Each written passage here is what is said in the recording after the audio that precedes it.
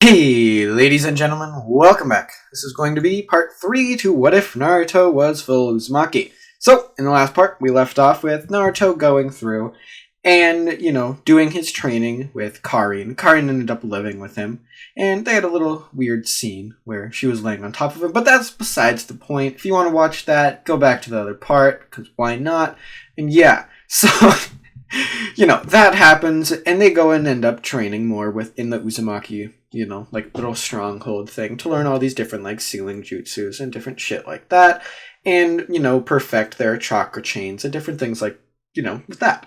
So, they also do physical and mental training by, reading books and, doing, actual, physical training. So, with that, they did all that kind of training, and they did that for about 4 years. Where they then ended up graduating from the academy and getting placed onto Team 7 with Naruto, Sasuke, and Karin actually being on the team instead of useless Sakura, who we're just gonna say gets, yeeted onto, Kurenai's team or some shit like that because, genjutsu and shit. I don't know. I don't really care about the teams that much because, I'm kind of just randomly shoving in a new person. I can just, say goodbye to Kiba. I don't really care what I do with it. But because, they're kind of like the background characters that wouldn't really do much anyway. So maybe I'll come up with that later, but, whatever. So, like that. So Kakashi explains to them what the bell test is after they basically say about, their... likes and goals and shit like that. And Naruto then basically stands out in the open just like he does in the original, and he starts fighting Kakashi. Kakashi quickly realizes that he has to put away his book, and even takes out his Sharingan. And with that, we're getting back into the what if. So, without further ado, let's get started. So yeah, Kakashi takes out his Sharingan, and he's like, okay, I have to actually take this kid, really seriously. Why is he so powerful?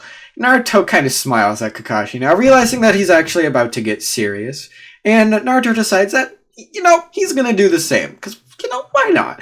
And he unleashes a little bit of his, basically...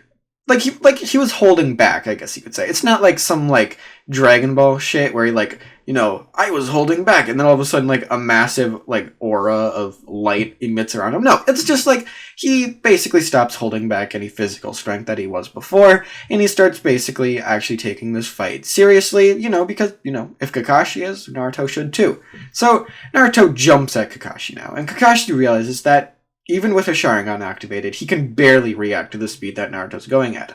And even if he can block the attacks, they do massive damage to his arms or legs or whatever he ended up blocking with, because Naruto's sheer strength probably doubles, if not triples, his own. So he's like, damn, this kid. And he's like, even his different jutsus and abilities.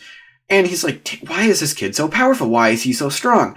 And Naruto makes a few shadow clones. They go, and they end up getting Karin. So, Karin shows up on the battlefield now, and Karin is about just as powerful as Naruto is right now, just because, they did their training, and they're about equals in terms of physical power and physical strength, different stuff like that. So, they both charge at Kakashi now, doing something that's similar to that of, a double lariat from, something that, B and, the Raikage would do, and this would have, obviously, if he didn't dodge, take off Kakashi's, head, that's kind of what it's meant for, but Kakashi substitutes himself out of the way, and he goes completely full speed, full power, and he just lunges at Naruto right now, and Naruto just kind of smiles at this, realizing that this was, the fullest, the strongest he could be right now, and he's charging at him. So, Naruto, literally, with, a casual, just block, grabs Kakashi's hand before swinging it around, slamming against the ground, and holding him up. He's holding him up right now, and they're about eye level, and Naruto then reels his fist back before slamming it into Kakashi, sending him flying backwards into a tree with a loud bang. Naruto kind of smiles, not really realizing that he was more powerful than, this, high-end Jonin. And he's like, you know what? This is pretty dope. And he then lunges at Kakashi once again, and he's about to grab the bells. However, Kakashi substitutes out of the way again, but right as he's about to do that, or not about to do that, right as he substitutes away, Karin hits him back down into the ground and holds him there in a little, locked position. Kakashi's like, teamwork? no, not good enough. And he substitutes out of the way again. Right as Naruto was about to, like, basically slam his fist down into the ground, which made a literal crater in the ground where Naruto just hit. And now he's like, okay, how am I going to do this? This is obviously Kakashi speaking, because the other two aren't really they're thinking, but they're like, you know, they're stronger than Kakashi is, so they don't have to do nearly as much, like, strategery that Kakashi would have to do.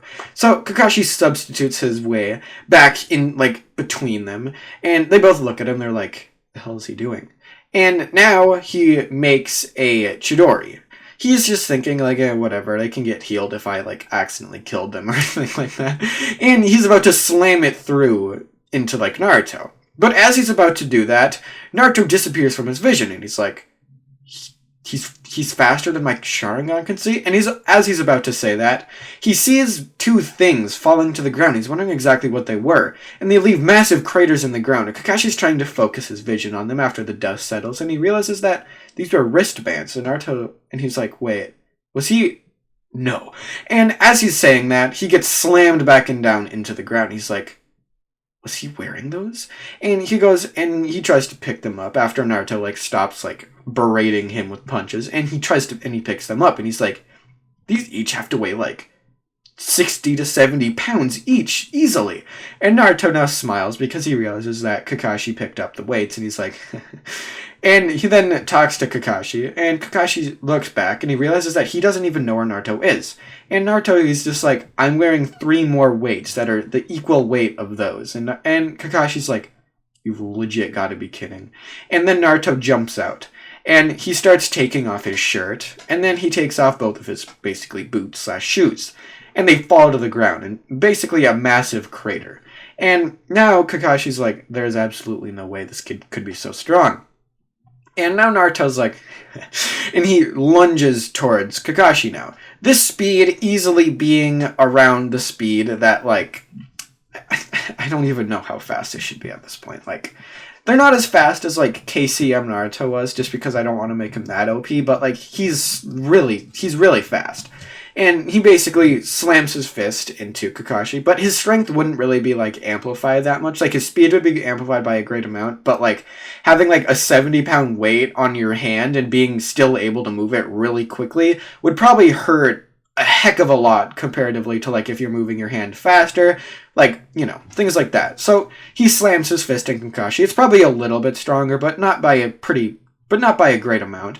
And he basically just, like, legit he's nearly unconscious now. And Kakashi's like, God damn, why are they so strong? And as he's basically saying that, he's trying to get up, and he feels something touch his back before he gets slammed into the ground once again. It's Karin this time. And she just dropped all of Naruto's weights onto his back, and he's like, oh my god.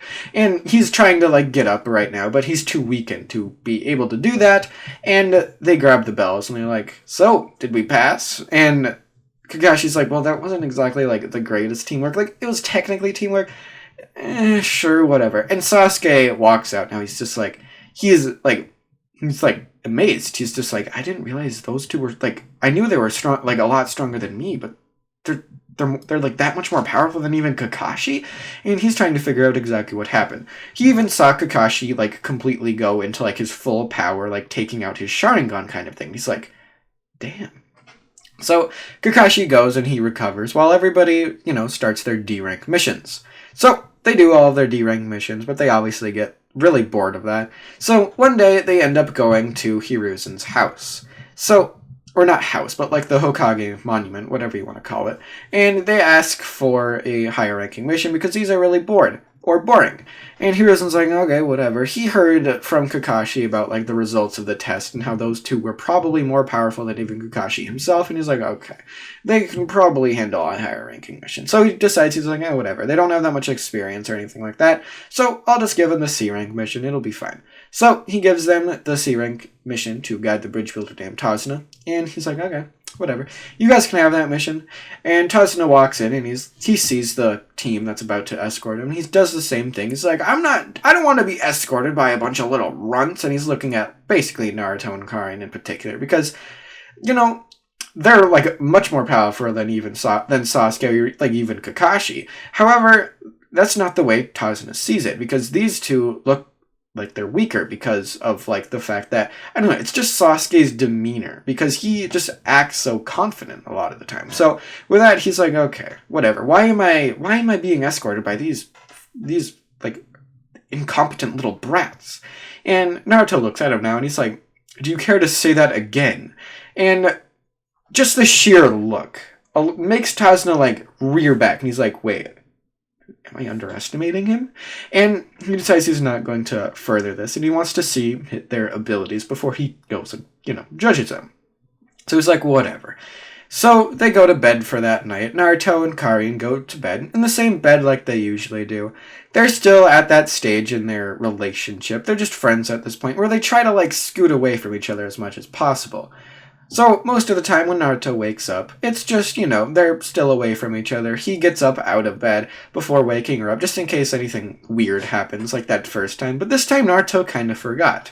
And he gets up, and he kind of like rolls around in the bed, and he sees Karin there. A little bit closer than he remembered her being, like probably only about 8 to 10 inches away. And he's like, huh, it's her. And Karin opens her eyes right now, and her basically bright red eyes just kind of like staring into Naruto's as well. And Naruto's like, I always thought she was cute, but this kind of makes her like, I don't know. He's just thinking about that right now, and Karin starts blushing a little bit because she realizes just how close she is to Naruto at this point, and she backs away, blushing pretty profusely. Naruto realizes exactly what just happened, and he starts blushing as well, realizing that he was just that close to a girl, and he's like, okay, because like he actually has like a legitimate crush on her. Like, it's not anywhere near what he felt for like Sakura or anything like that. He like legitimately likes her, and like actually like he cared for Sakura, but like he like legitimately like loves this girl right now. And he's like, okay. So he blushes, and they get up and they get on their like little ninja outfit, and they put on their headband that they are pretty proud of, that the fact that they actually got this, and they end up going to the base of the bridge. So after, reaching the base of the bridge, they find not Mr., but Tazuna again, and they start their little, like, journey to do the Land of Waves mission. However, that's where I'm going to leave this part off. So, see you guys in the next part. Peace out. Bye.